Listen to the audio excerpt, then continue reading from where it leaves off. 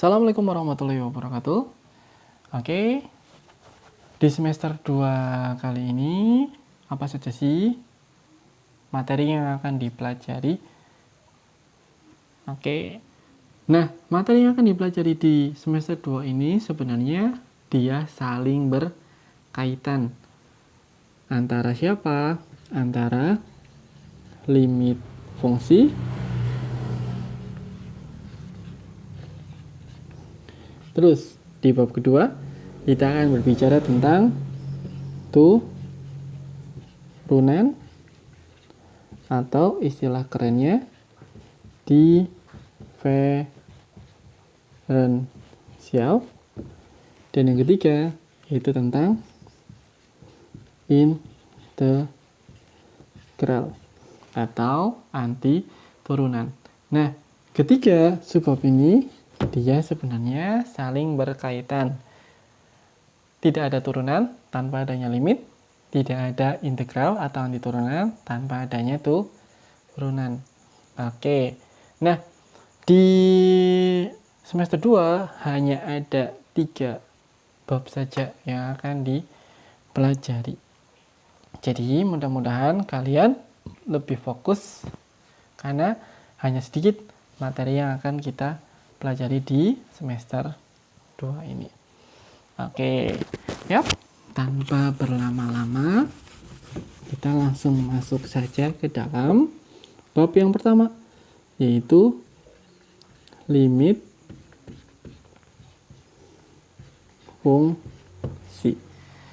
Oke, dari kalimatnya saja, limit itu merupakan apa? Batasan. Oke, batasan dari siapa? Ya dari fungsi. Nah, fungsi kan sudah kalian pelajari di kelas SMP maupun di kelas 10 kemarin. Ada banyak sekali fungsi. Yang salah satunya adalah fungsi kuadrat. Oke. Nah, nggak hanya sekedar fungsi kuadrat saja, fungsi bisa sampai ke fungsi n, atau istilah kerennya adalah polinomial. Oke, nah untuk limit fungsi itu berarti fungsi sebenarnya dia memiliki batasan. Oke, contoh misalkan bentuk umum dulu, bentuk umum dari limit fungsi. Bentuk umum.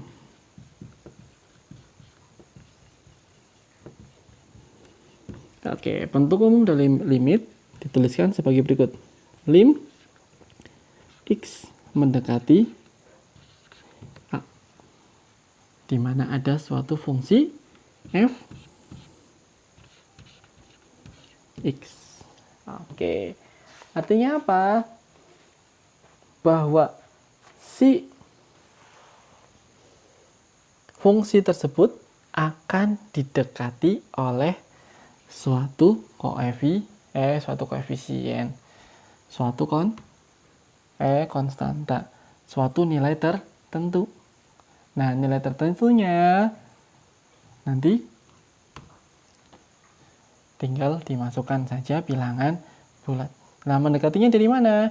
Dari arah kiri maupun dari arah kanan. Oke. Nah, ini adalah bentuk umum. X mendekati A. Bentuk umum dari suatu limit. Dibacanya lim X mendekati A untuk fungsi tertentu. Oke. Yap. Mungkin kalau bahasanya seperti ini agak sukar untuk dipahami ya. Langsung saja kita masuk ke fungsi yang biasa. Oke. Misalkan di sini kita punya suatu contoh. Misalkan nomor 1. Contoh dulu. Contoh. Nomor 1. Tentukan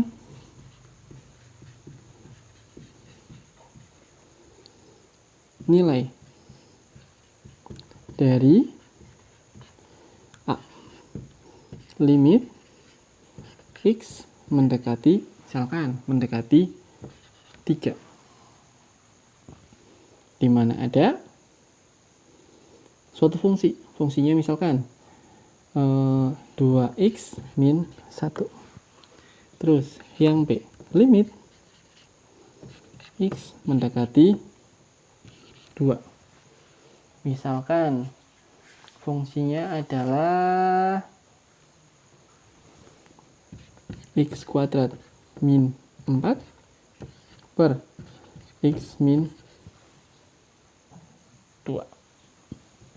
Di mana X tidak boleh sama dengan 2. Oke.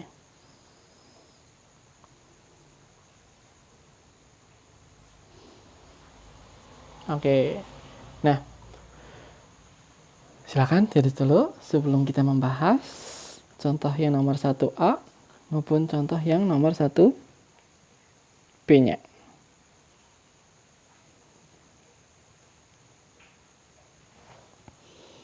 Oke. Yap, sudah dicatat ya. Kita bahas yang A dulu. Nah, gimana sih cara menentukan nilai dari suatu limit? Oke, untuk cara menentukan nilai dari suatu limit sebenarnya mudah sekali. Itu dengan cara apa? Mensubstitusikan nilai yang akan didekatinya. Oke, nilai yang akan didekatinya adalah 3. Berarti jawab, tinggal disubstitusikan saja. Ingat, disubstitusikan. Nah, kalau disubstitusikan, berarti kita punya soal seperti ini. Limit X mendekati 3 dengan fungsi 2x min 1. Oke, substitusikan 3-nya ke dalam variabel. Maka ketemu 2 dikali 3 min 1. Sama dengan, kalau sudah disubstitusikan, maka kalimat limitnya dia hilang. Oke, ya. Ketemulah 6 min 1. Sama dengan berapa? 5. Jadi, limit X mendekati 3 dengan fungsi 2x min 1 adalah 5. Simpel ya? Simpel, nggak ada masalah ya. Oke. Ingat, tinggal disubstitusikan saja. Oke. Silakan ditulis dulu. Sambil dipahami ya. Oke, saya hapus ya.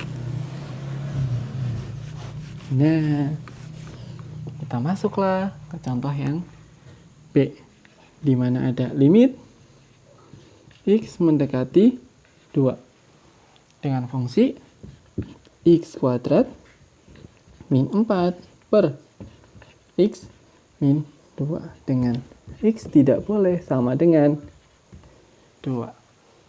Oke, coba. Nah, kalau dilihat dari soalnya, kalau kita gunakan langkah yang tadi, limit X mendekati 2, di mana ada X kuadrat min 4 per X min 2. Kalau disubstitusikan, maka dia bakal jadi 2 pangkat 2 min 4 per 2 min 2. Sama dengan 0 per 0. Oke, 0 per 0 berapa? Ingat, 0 per 0 bukan 1 loh ya. 0 per 0 itu adalah tak terdefinisi. Boleh nggak kalau jawabannya tak terdefinisi? Tentu tidak boleh. Ya, saya ulangi lagi. Tidak boleh jawaban dengan jawaban tak terdefinisi untuk limit yang memiliki batas. Oke, ingat 0 per 0 bukan 1. Mudah-mudahan kalian juga paham ya, jika 1 per 0 itu tidak sama dengan 0/1. Oke, 1/0 berapa? 1/0 itu adalah tak terdefinisi. Sedangkan 0/1 berapa? 0/1 itu adalah 0. Ya, jelas dia berbeda. Nah, kalau ada jawaban 0/1 gimana? Ya, ada, karena 0 itu ada. Boleh, nggak masalah. Tetapi kalau 1/0, dia tidak boleh. Karena limitnya dia punya batasan. Oke. Yap. Nah, kalau seperti ini gimana? Nah, tadi awal saya sudah ngomong ke kalian. Limit harus didekati.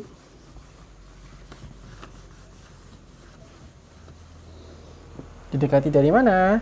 Dari arah kiri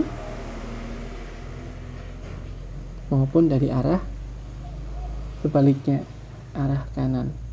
1, 2, 3, 4, 5. Oke. Nah, misalkan di sini ada si angka siapa? Kita akan mendekati si f(x)-nya, mendekati si angka 2. Oke, ini dari arah kiri, sedangkan ini dari arah kanan. Oke, misalkan di sini kita punya 1,8.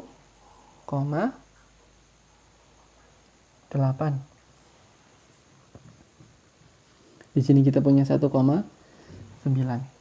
Oke, berarti di sini kita punya 2,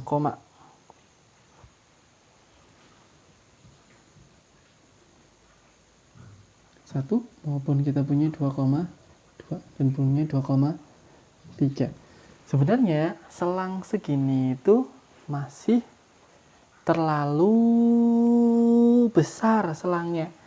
Oleh karena itu, saya ambil selang yang hampir mendekati ya. Misalkan saya ambil 2,001 dan saya ambil 2,05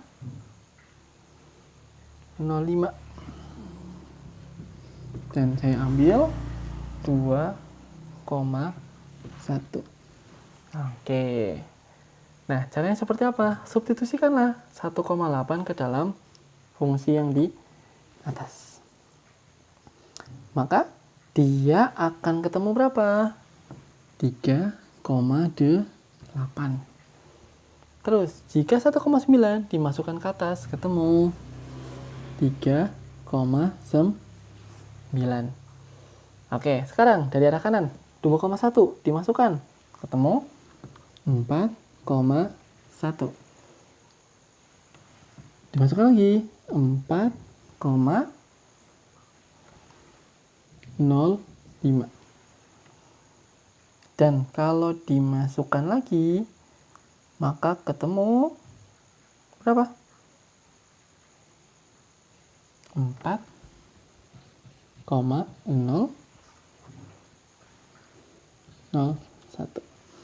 Oke. Nah, kalau dilihat dari arah kiri maupun arah kanannya, maka dia akan mendekati suatu nilai tertentu. 3,9, 4,1. Dan ternyata dia akan mendekati nilai 4.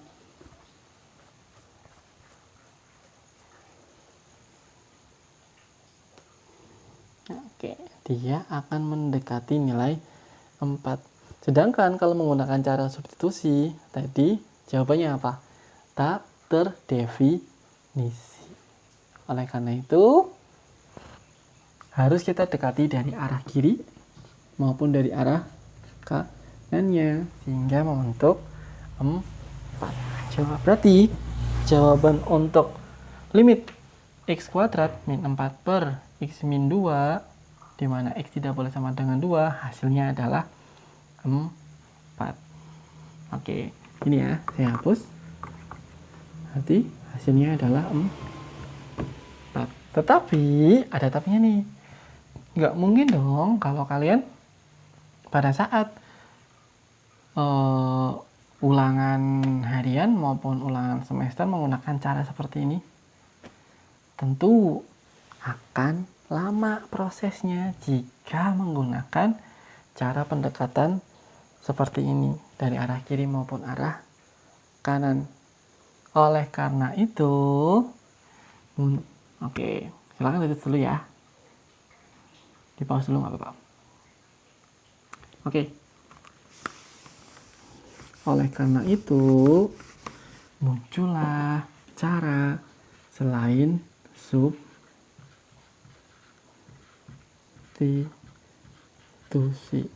Ternyata ada cara lain lagi. Yaitu apa? Cara pemfaktoran. Dan ada cara lain lagi, yaitu perkalian akar sekawan. Kalau soalnya dalam bentuk akar, ya.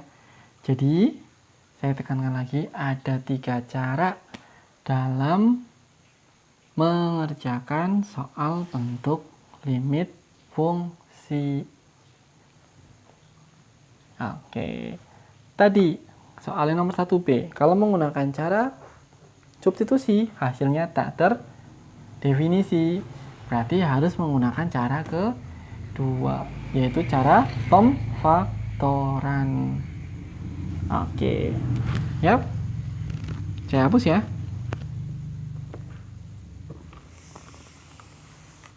Oke, nah,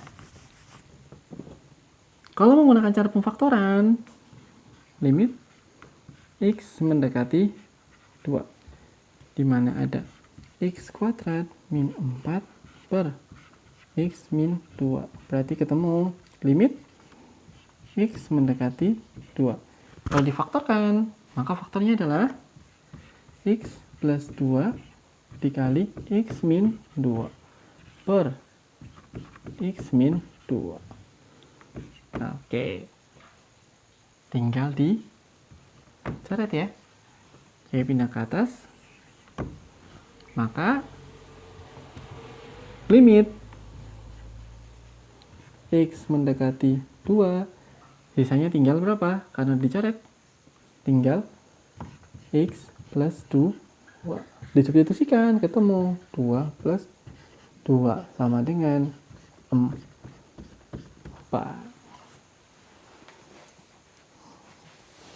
Oke.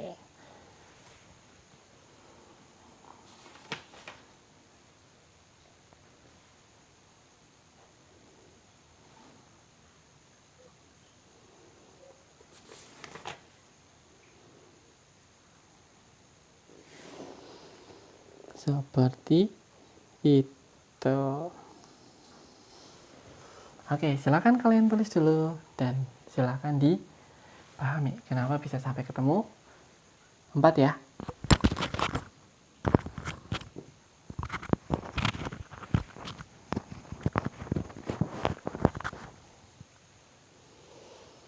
Oke, contoh yang kedua.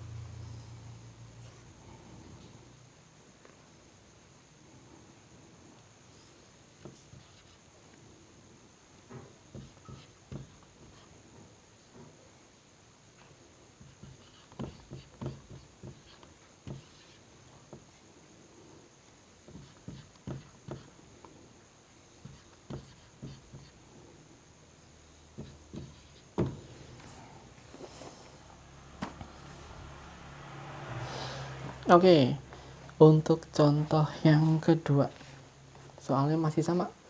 Tentukan nilai dari limit berikut. Oke, yang pertama, limit x mendekati 3 dengan fungsi x plus 3 per x kuadrat min 3x. Dan yang kedua, limit x mendekati 2 dengan fungsi x kuadrat min 5x plus 6 per x kuadrat plus 2x min 8. Untuk contoh yang nomor 2, silahkan kalian coba.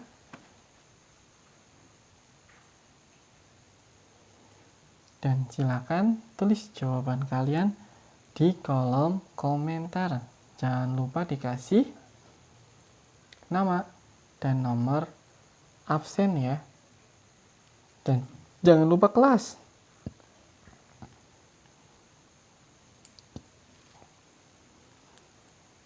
Oke. Untuk pertemuan kali ini cukup sampai sini dulu saja. Silahkan kalian pahami dulu tentang limit fungsi. Sebenarnya untuk materi limit fungsi ini 2 video saja sebenarnya sudah selesai membahas limit fungsi. Karena materinya itu tadi yang ditulis di sebelah sini. Substitusi, faktor, dan akar sekawana. Mungkin nanti diperbanyak tentang contoh-contoh soalnya. Oke, untuk pertemuan kali ini saya akhiri cukup dulu. Jangan lupa dicatat. Selamat dan semangat belajar di rumah. Oke, saya akhiri cukup. Wassalamualaikum warahmatullahi wabarakatuh.